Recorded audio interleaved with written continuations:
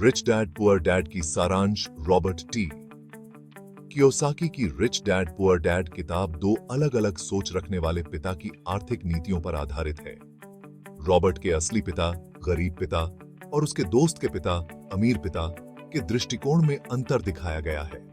मुख्य बिंदु अमीकी की ये साम्पोहमोकी अमीर और गरीब की सोच में अंतर। गरीब पिता का मानना था कि अच्छी शिक्षा और नौकरी ही सफलता की कुंजी है, जबकि अमीर पिता ने रॉबर्ट को सिखाया कि संपत्ति बनाना और निवेश करना महत्वपूर्ण है। अमीर लोग पैसे के लिए काम नहीं करते, वे पैसे को अपने लिए काम करवाते हैं।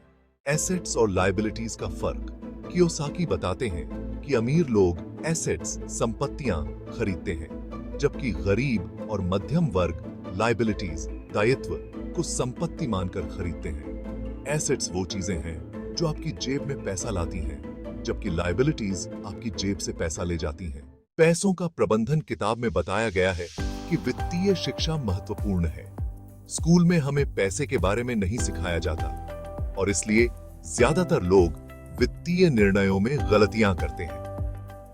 अमीर पिता ने रॉबर्ट को सिखाया कि सही वित्तीय निर्णय लेना और निवेश करना कैसे आवश्यक है। खुद का व्यवसाय शुरू करें।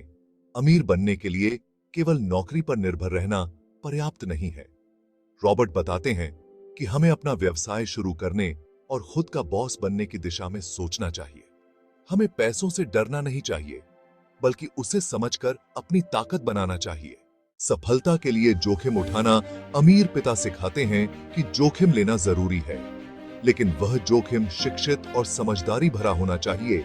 बिना जोखिम लिए सफलता पाना मुश्किल है और यही अमीर और गरीब की सोच में बड़ा अंतर है। आर्थिक स्वतंत्रता।